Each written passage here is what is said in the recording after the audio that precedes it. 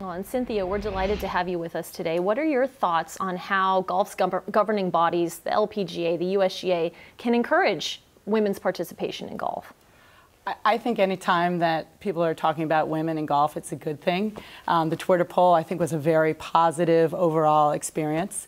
I think something like Women's Golf Day today, really you see the elevation of the organizations like the World Golf Foundation, the International Golf Foundation getting on board. I mean, we're seeing images come from all across the world this morning, from South Africa, Morocco, and Scotland and Ireland, of women getting together, sometimes for the very first time holding a club in their hands. So it's really exciting to have Women's Golf Day.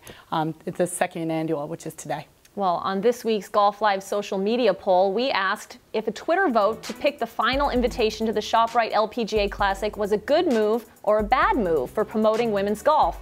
The results are in. 51% of you said it's a good move, while 49% said bad move. Okay, so this is apparently a pretty contentious issue still, split pretty much down the middle, so let's see what some of you had to say. Hal Seward says, unless you have a really good local player or someone important to your title sponsor, a sponsor's invite should be used to promote your event as best you can.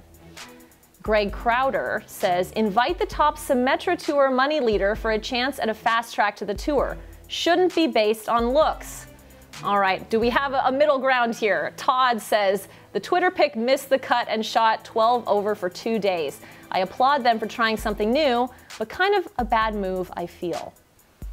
All right, well, we've heard from everyone. I think, like we said, this is something that you could kind of go both ways on the argument, but personally, a sponsor's invite is a sponsor's invite for a reason, right? I mean, if it wasn't a contest, they were just going to pick someone important to them or perhaps somewhat randomly anyway. So why do you think people get so up in arms when it happens to be maybe four attractive female players that are a part of this competition? You know, I don't know why it always seems to be the conversation when it's about women. Sponsors' invites happen on the PGA Tour all the time, and no one's really talking about whether it's about their looks or their ability. There were 4 qualified in their own right women who were available for this Twitter event, and the best one won because she had the most support. So, you know, let the women play their golf. If it means that we're getting more eyes on it, I mean, Cynthia was telling me she played in the Pro-Am the next day after I interviewed Sharmila, and you know, the excitement around that event is palpable, and you can see it. I don't know if you want to sort of mention sort of what your Sure. experience was. So I believe it's the largest Pro-Am in any golf event, and I have to say, I mean, men and women alike. I mean, it's mostly male attended, but even spectators coming out. I mean, it was great. I had the unique pleasure of playing with Anna Nordquist, and she was impressive on and off the course. I mean, really an incredible human being. And I just think that the more things like that, you know, the larger these Pro-Ams are, the more people that come, and it really,